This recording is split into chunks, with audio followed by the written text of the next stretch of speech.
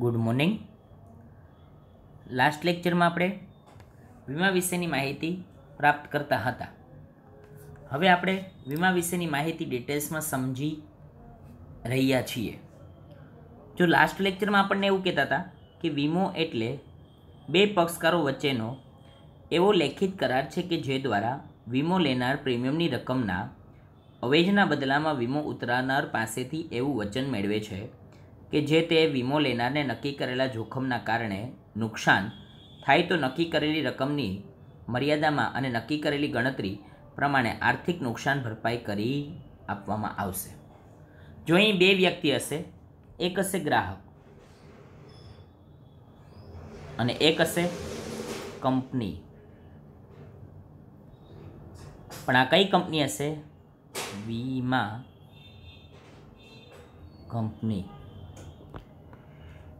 ગ્રાહકે શું ભરવાનું રહેશે મિત્રો?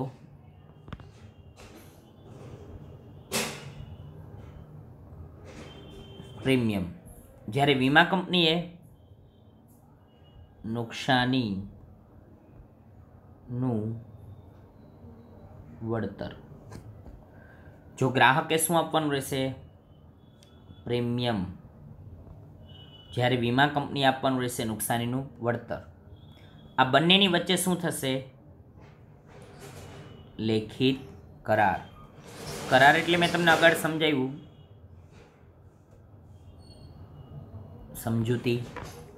બંનેની વચ્ચે લેખિત સમજૂતી થશે અને એવી સમજૂતી થશે કે પ્રીમિયમના પૈસા મેં ભરશું. અમે એટલે ગ્રાહકો. જ્યારે કંપની એવું કહેશે કે તમારે જે કંઈ નુકસાન જશે એ નુકસાની આપણે નક્કી કરેલી મર્યાદામાં નક્કી કરેલી રકમ અમે તમને ચૂકવી આપશું. જો અહીં વીમા કંપની એ રકમની મર્યાદામાં નક્કી કરેલી ગણતરી પ્રમાણે આર્થિક નુકસાન ભરપાઈ કરી આપવામાં આવશે. ઓકે. આગળ કે છે વીમાના લેખિત કરારને વીમા પોલિસી તરીકે ઓળખવામાં આવે છે. આપણને 1 માર્કમાં પૂછાય તો આપણને ખબર પડવી જોઈએ વીમાના લેખિત કરારને વીમાની પોલિસી તરીકે ઓળખવામાં આવે. શું કહેવાશે? વીમાની પોલિસી. વીમો જોખમ દૂર કરતો નથી. કોઈ પણ જોખમ એ દૂર વીમાથી થતું નથી, પરંતુ જોખમથી પેદા થતા આર્થિક નુકસાનનું વળતર આપે છે. આર્થિક નુકસાનનું વળતર એટલે કે નાણાં એ કોણ આપશે? વીમો. હું તમને એમ કહું કે મારું એક્સિડન્ટ થઈ જાય અને એક્સિડન્ટમાં મને પગ ભાંગી જાય અને મને બહુ દુખાવો થાય, તો પગ ભાંગી જતાં મારો દુખાવો, મારું દર્દ એ કોઈ વીમા કંપની લઈ ન શકે. પણ મને જે કંઈ ડૉક્ટરી સારવારના પૈસા થયા હશે, મને દવાના, ઓપરેશનના,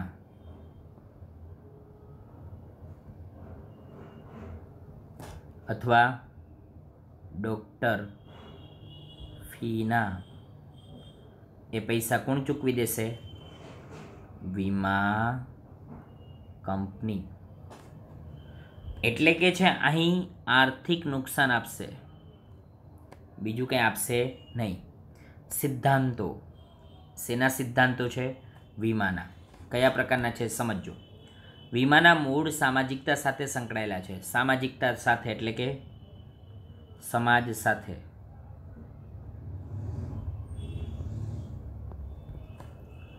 અને તે બે પક્ષકારો વચ્ચે કરાર બને છે. કંપની અને ગ્રાહક એટલે કે વીમો લેનાર. આ બંનેની વચ્ચે શું થશે? કરાર. આમ વીમો સામાન્ય કરાર નથી, કાયદેસરનો કરાર છે. તેને સામાન્ય કરારના કાયદાથી જોડી શકાય નહીં. સામાન્ય કરાર નથી, સામાન્ય કાયદાથી એને જોડી ન શકાય. એને એટલા માટે ન જોડી શકાય, અહીં વાત છે નાણાંની, પૈસાની. હવે નાણાંની વાત છે મિત્રો, તો સમજી શકાય ને કે ભાઈ કોઈ પણ માણસને નુકસાની જાય અને વીમા કંપની હાથ ઊંચા કરીને એમ કહી દે કે નમક પાર્વતી પતે, હર હર મહાદેવ, અમારે કાંઈ નહીં, તો એવું હાલે નહીં. ખરેખર એ વાત માન્ય કહેવાય નહીં, એ વાત યોગ્ય કહેવાય નહીં. એટલા માટે અહીં કેવો કરાર નથી? તો કે સામાન્ય કરાર કાયદાથી જોડી શકાય નહીં. આ સામાન્ય કોઈ બાબત છે નહીં. આ બાબત એવી છે કે જેનું ખૂબ ઇમ્પોર્ટન્સ છે, ખૂબ મહત્ત્વ છે. આમાં વીમા કંપની એમ કહી દે કે અમે પૈસા નહીં દે તો ચાલે નહીં. સામે કસ્ટમરે પણ શું કરવું પડે? તો કે પ્રીમિયમ એ સમય મુજબ ભરી દેવું પડે, સમય મુજબ એની ચૂકવણી કરી દેવી પડે. આગળ શું કહે છે? તો આગળ કહે છે વીમો વિશિષ્ટ કરાર હોવાથી તેને સામાન્ય કરારના સિદ્ધાંતો ઉપરાંત નીચે જણાવેલ વિશિષ્ટ સિદ્ધાંતો પણ લાગુ પડે છે. જો નીચે જણાવેલ વિશિષ્ટ સિદ્ધાંતો પણ કોને લાગુ પડે છે?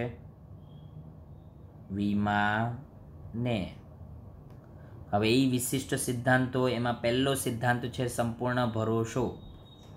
ભરોસાનો સિદ્ધાંત. ભરોસો એટલે શું? તો આ શબ્દને આપણે સમજીએ છીએ, આપણને ખબર જ છે ભરોસો એટલે વિશ્વાસ. કોણ કોની ઉપર વિશ્વાસ કરશે? ગ્રાહક, કંપની પર. એટલા માટે એને કેવો સિદ્ધાંત કહેવાય? ભરોસાનો સિદ્ધાંત. ઓકે મિત્રો, સમજાય છે? સંપૂર્ણ પૂરેપૂરો વિશ્વાસ કરવાનો રહેશે. કોને કરવાનો રહેશે? ગ્રાહકે. કોની ઉપર? કંપની ઉપર. કઈ કંપની? વીમા કંપની. વીમા કંપનીની ઉપર સંપૂર્ણ વિશ્વાસ કરવાનો રહેશે. કોને? કસ્ટમરે, ગ્રાહકે. એટલા માટે એને કેવો વિશ્વાસ કહેવાય? સંપૂર્ણ ભરોસાનો સિદ્ધાંત. આગળ કે છે વીમાના કરારનો, જો અહીંથી આપણને સમજાવે છે, વીમાના કરારનો હેતુ નફો મેળવવાનો ક્યારેય ન હોઈ શકે. જો વીમાના કરારનો હેતુ નફો મેળવવાનો ક્યારેય ન હોઈ શકે. નફો પ્રાપ્ત કરવો, નાણાં પ્રાપ્ત કરવા એવો નથી. વીમા કરારનો હેતુ નુકસાનનું આર્થિક વળતર મેળવવાનો હોય છે. કાંઈ હું વીમો લઉં એટલે મને નફો મળી જાય એવું ન હોય. દાખલા તરીકે મને મારી ગાડીમાં 5,000 રૂપિયાનું નુકસાની ગઈ,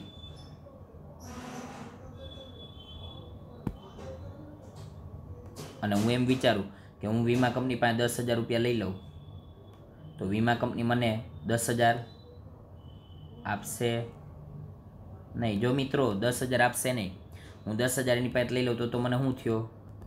નફો. પણ મને 5,000ની નુકસાની જશે તો મને વીમા કંપની કાં તો 4,000 આપશે, કાં તો 4,500 આપશે, કાં તો 4,800 આપશે. પૂરેપૂરી રકમ તો નહીં આપે, પણ નુકસાનીનું અમુક વળતર, નક્કી કરેલું વળતર, નક્કી કરેલી બાબતો એ મુજબ વીમા કંપની મને નાણાં ચૂકવશે.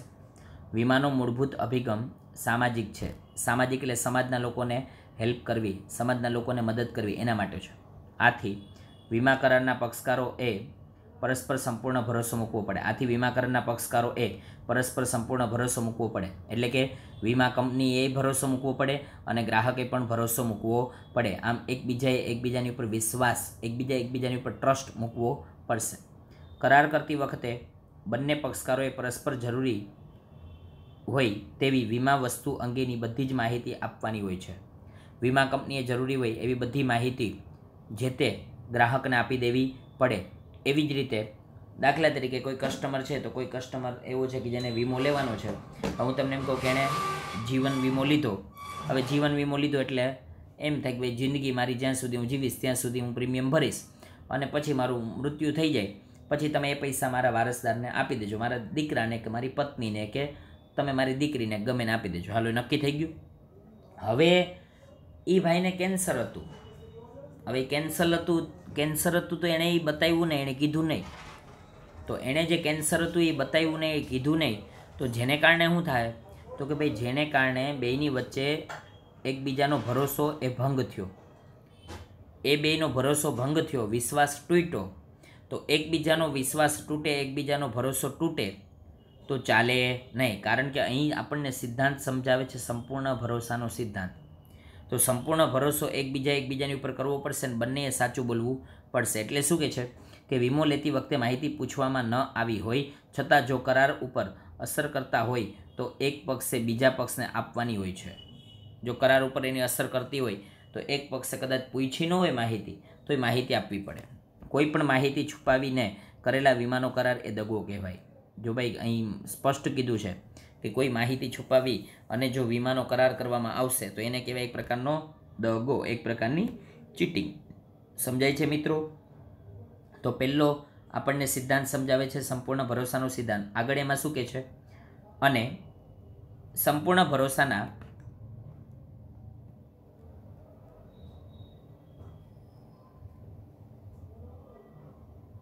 અહીં આપણને કહે છે કે સંપૂર્ણ ભરોસાના સિદ્ધાંતનો ભંગ થયેલો કહેવાય. જો કોઈ વસ્તુ ન કીધેલી હોય તો એક તો એ શું કહેવાય? દગો. અને બીજું શું કહેવાય? તો કે સંપૂર્ણ ભરોસાનો સિદ્ધાંતનો ભંગ થયો. ભંગ થયો એટલે કે એને તોડવામાં આવ્યો એવું કહેવાય.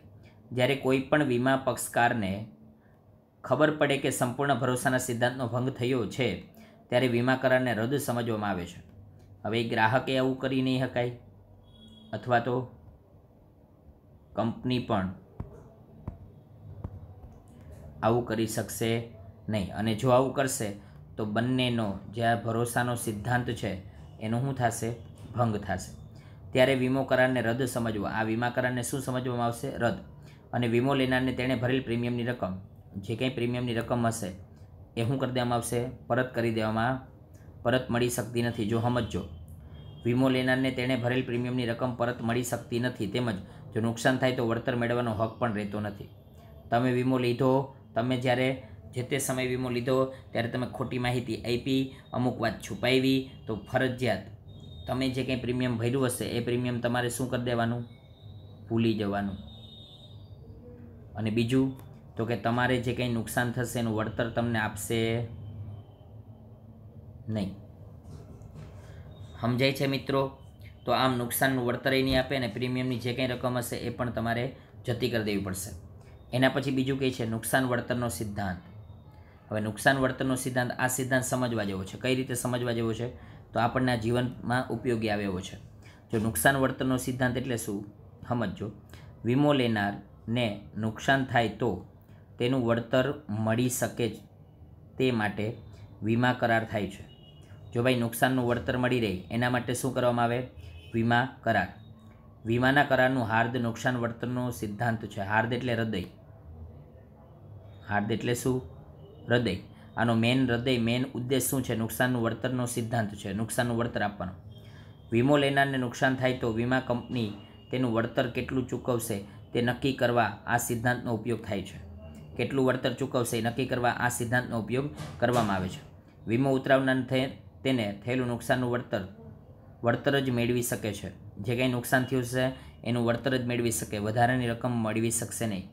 તે નફો કરી શકતો નથી. અર્થાત એટલે કે નુકસાન થયું હોય તો તેનાથી વધુ રકમ નુકસાનના વળતર તરીકે મેળવી શકતો નથી. મેં તમને હમણાં સમજાવ્યું, 5,000નું નુકસાન થયું હોય તો એનાથી વધારાની રકમ ન મેળવી શકો, એનાથી ઓછી રકમ જ મને મળે. આગળ આપણને એ પણ ઉદાહરણ સાથે સમજાવે છે. વીમો લેનાર વસ્તુની કિંમત કરતાં ઓછી કિંમતનો વીમો ઉતરાવે તો ગર્ભિત રીતે સ્વીકારે છે કે ઓછી કિંમતના પ્રમાણસર નુકસાન તે ભોગવશે. દાખલા તરીકે જો અહીં શું કે છે? વીમો લેનાર વસ્તુની કિંમત કરતાં ઓછી કિંમતનો વીમો ઉતરાવે તો ગર્ભિત રીતે સ્વીકારે છે કે ઓછી કિંમતના પ્રમાણસર નુકસાન તે ભોગવશે. તમે જેટલાની વસ્તુ લ્યો છો એ વસ્તુ તમારે કેવી પડે. જો તમે એનાથી ઓછી કિંમત બતાવો તો એટલાનો જ વીમો આવે. તમે જે કિંમત બતાવી હોય એ યોગ્ય કિંમત હોવી જોઈએ. વીમા કંપની એની પણ તપાસ કરે. દાખલા તરીકે અહીં આપણને ઉદાહરણ સાથે સમજાવે છે. કઈ રીતે સમજો. એક વ્યક્તિએ ₹5 લાખની વસ્તુનો 3 લાખ રૂપિયાનો વીમો ઉતરાવેલો હોય, પરંતુ વસ્તુ નાશ પામતા તેને વધુમાં વધુ 3 લાખનો જ નુકસાન મળે છે. વસ્તુની કિંમત છે 5 લાખ, એણે વીમો ઉતરાવ્યો 3 લાખનો, તો એને મળશે કેટલા? 3 લાખ જ. એનાથી વધારે 1 રૂપિયો મળશે નહીં. જો યાદ રાખજો, એનાથી 1 રૂપિયાનો વધારાનો નહીં મળે. બીજું, એક વસ્તુની કિંમત 5 લાખ પરંતુ તેનો વીમો લીધો 3 લાખ અને તે આંશિક એટલે આંશિક રૂપે નુકસાન પામતા 2 લાખ રૂપિયાનું થોડીક જ નુકસાન પામી અને 2 લાખ રૂપિયાનું નુકસાન થાય તો ઉતરાવેલ વીમાની રકમનું પ્રમાણસર વળતર 1,20,000 મળશે. જો યાદ રાખજો મિત્રો, 5 લાખ રૂપિયાનો માલ હતો, એનો 3 લાખ રૂપિયાનો વીમો લીધો, એમાંથી અમુક જ રકમ એ નુકસાની થઈ, એટલે કે 2 લાખ રૂપિયાનું નુકસાન થયું. 5 લાખની વસ્તુમાં 2 લાખનું નુકસાન થયું તો એને વીમાના પૈસા 1,20,000 જ મળે. જો 5 લાખ રૂપિયાનું નુકસાન થયું હોત તો 3 લાખ રૂપિયા રોકડા મળી જાત, કારણ કે એને વીમો લીધો તો 3 લાખ રૂપિયાનો. હવે અહીંયા આપણને એમ થાય કે ભાઈ અહીં 3 લાખ રૂપિયા મળવા જોઈએ ને, પણ તો 5 લાખ રૂપિયાનું નુકસાન નથી થયું ને, કારણ કે નુકસાન થયું છે કેવું? આંશિક રૂપે. અને 2 લાખ રૂપિયાનું નુકસાન થયેલું તો વીમાના પ્રમાણસર એના નક્કી કરેલી કિંમત મુજબ, એની વેલ્યુએશન મુજબ એને 1,20,000 જ મળવાપાત્ર થાય. ઓકે. એના પછી કે છે વસ્તુની કિંમત 5 લાખ હોય અને તેનો વીમો 5 લાખનો ઉતરાવેલો હોય અને વસ્તુ સંપૂર્ણ નાશ પામે તો 5 લાખનું સંપૂર્ણ વળતર વીમા કંપની ચૂકવશે. જો અહીં વીમો 5 લાખ રૂપિયાનો તો 5 લાખ રૂપિયા એ જે તે વીમા કંપની ચૂકવી આપશે, કારણ કે જેટલાની વસ્તુ છે એટલાનો જ વીમો લીધેલો છે. એના પછી છે વીમા યોગ્ય હિતનો સિદ્ધાંત. વીમા યોગ્ય હિતનો સિદ્ધાંત એટલે વીમો લેનારને વીમા વસ્તુમાં આર્થિક હિત હોવું જોઈએ. દાખલા તરીકે મકાન માલિકને મકાનમાં આર્થિક હિત હોય, જ્યારે ભાડુઆત, જો અહીંયા ભાડવાત કર્યું છે એની જગ્યાએ ભાડુઆતને મકાનમાં આર્થિક હિત ન હોય. ભાડુઆતને આર્થિક હિત, આર્થિક લાભ એને એનાથી કોઈ મતલબ છે નહીં. પણ વીમા યોગ્ય હિતના સિદ્ધાંતનો એટલે કે જે વ્યક્તિએ વીમો લીધેલો હોય એ વ્યક્તિને એનું વળતર મળી રહે, એનો હિત, એનો લાભ, એને ફાયદો મળી રહે, એના માટે વીમો લે છે. તો આ પણ એક ત્રીજો સિદ્ધાંત છે, વીમા યોગ્ય હિતના સિદ્ધાંત. એટલે કે ભાઈ એને નક્કી કરેલું હિત હોવું જોઈએ, નક્કી કરેલી બાબત એની સાથે આમ આટલી રકમ ચૂકવી આપવામાં આવશે, આ મને આટલો હિત, આટલો ફાયદો થશે, એ જે તે વીમા કંપનીને ખબર હોવી જોઈએ. એના પછી છે આગળ હક બદલવાનો સિદ્ધાંત. હવે હક બદલવાનો સિદ્ધાંત એટલે શું સમજો, કઈ રીતે કે છે. હક બદલવાનો સિદ્ધાંત એટલે જ્યારે વીમો યોગ્ય વસ્તુનો વીમો લેવામાં આવે અને તે નાશ પામે, વીમા કંપની તેનું વળતર ચૂકવે ત્યારે નાશ પામેલી વસ્તુનો માલિકી હક વીમા કંપનીનો બને છે. તમે તમારી ગાડીનો વીમો લીધો, બરાબર, તમારી ગાડી એ હાવ ટોટલ લોસ થઈ ગઈ, તો એ ગાડી કોણ સંભાળી લે? વીમા કંપની. બદલામાં તમને શું આપી દે? નાણાં. તો અત્યાર સુધી માલિક હતા કોણ? આપણે. હવે માલિક બની ગયા કોણ? વીમા કંપની. એના બદલામાં આપણને મળી ગયા નાણાં, પૈસા. સમજાય છે? એટલે કે હક બદલાનો સિદ્ધાંત. અહીં શું થશે? એકબીજાનો હક બદલી નાખશે. તેના મૂળ ઉપર, જો તેના ઉપર મૂળ માલિકીનો હક રહેતો નથી. આ બાબત જિંદગીના વીમાને લાગુ પડતું નથી. જિંદગીના વીમા કંઈ એમાં લાગુ ન પડે. એમાં કંઈ માલિકીનો વસ્તુ હું મારો માલિક કે મારા પિતાશ્રી એમ કે હું આનો માલિક, એવું તો હોય નહીં. તો જિંદગીના વીમામાં આ વસ્તુ લાગુ પડતી નથી. એના પછી છે વીમાના પ્રકારો. આ વીમાના પ્રકારો છે, બહુ સરળ છે, સિમ્પલ છે, કાંઈ નથી આમાં, સાવ સહેલા છે. કઈ રીતે? જો સમજો. વીમાના મુખ્ય 2 પ્રકાર છે, એક જીવન વીમો અને એક બીજો સામાન્ય વીમો. જો મિત્રો યાદ રાખશો શું કે છે, એક જીવન વીમો અને એક સામાન્ય વીમો. જીવનનો વીમો જિંદગીનો વીમો, એટલે કે જિંદગીનો અને હયાતીનો. હવે જિંદગીનો વીમો એટલે શું? મૃત્યુ થયા પછી નાણાં મળે તે, એટલે જિંદગીનો વીમો. બરાબર. હયાતીનો વીમો, દાખલા તરીકે 58 વર્ષ પછી હું કામ ન કરી શકું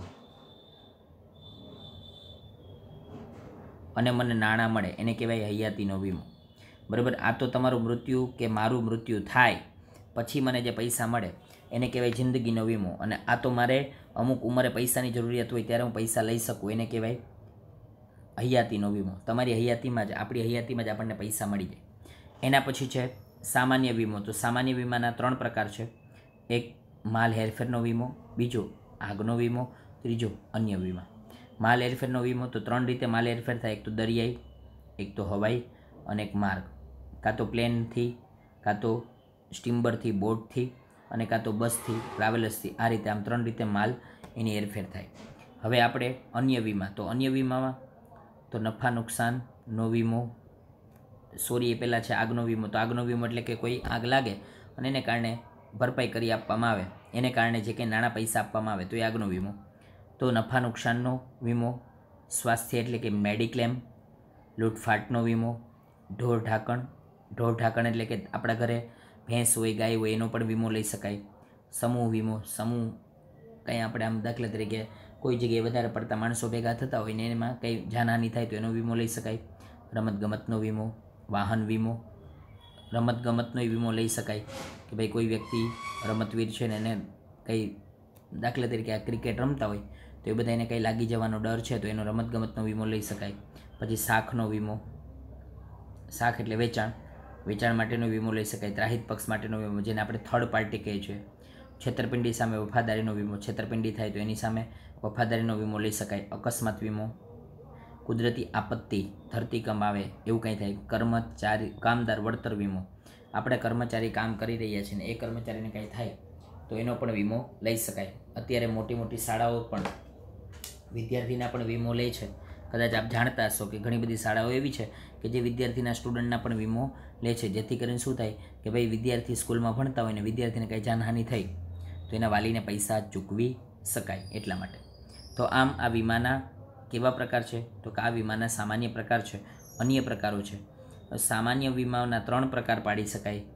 એક માલ હેરફેર, એક આગ અને એક અન્ય. જ્યારે જીવન વીમાના 2 પ્રકાર પાડી શકાય, જિંદગીનો વીમો અને એક હયાતીનો વીમો. ઓકે મિત્રો, સમજાય છે? ન સમજાય તો પૂછો. એના પછી આગળ આપણે જોશું જીવનનો વીમો. જો આ બધા વીમા વિશેની હવે આપણને ડિટેલ્સથી માહિતી આપે છે. હવે જીવનનો વીમો એટલે શું સમજજો. તો જીવનનો વીમામાં પહેલો છે જિંદગીનો વીમો. જે વ્યક્તિનો વીમો લીધેલો હોય તે વ્યક્તિનું મૃત્યુ થાય ત્યારે તેના વારસદારને, જો વારસદારો દાખલા તરીકે આપણા પિતાશ્રી છે, આ પિતાશ્રીના ડાયરેક્ટ વારસદાર આપણા કોણ કહેવાય ખબર? માતા. એ માતા પછી વારસદારમાં કોણ કહેવાય ખબર? પુત્ર. જો આ પિતાશ્રીના ડાયરેક્ટ વારસદાર એ માતા કહેવાય. આને કહેવાય સીધી લીટીના વારસદાર. એના પછી આનો વારો આવશે.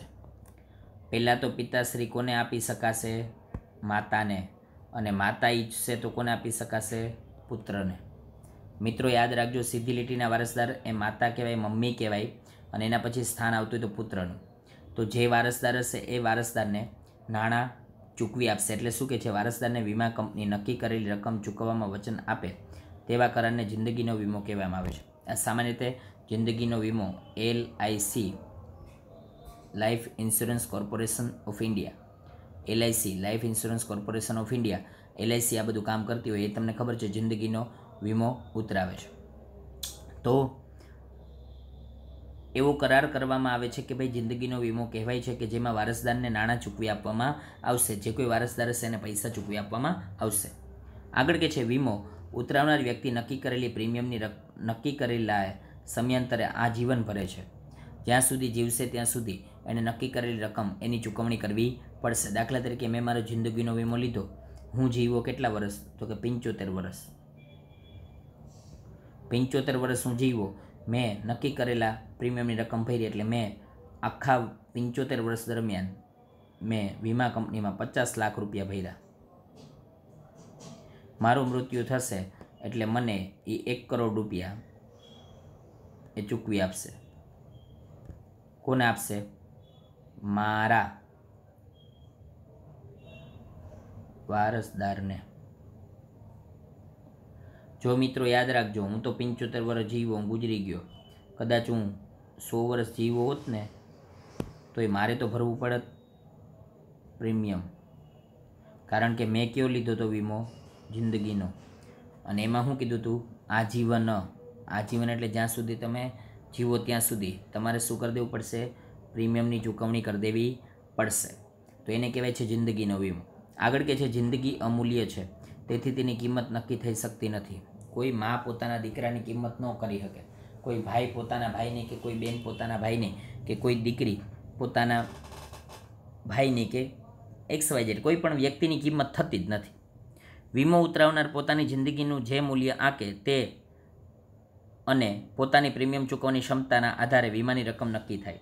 જો ભાઈ હું મારી રીતે નક્કી કરું ભાઈ મારું મૃત્યુ થઈ જાય મારા ઘરનાઓને 1 કરોડ રૂપિયા મળવો જોઈએ, તો 1 કરોડ રૂપિયા મળવો જોઈએ તો મારું એ પ્રમાણે પ્રીમિયમ હોય, તો એ પ્રમાણે મારે પ્રીમિયમની ચૂકવણી કરવી પડે.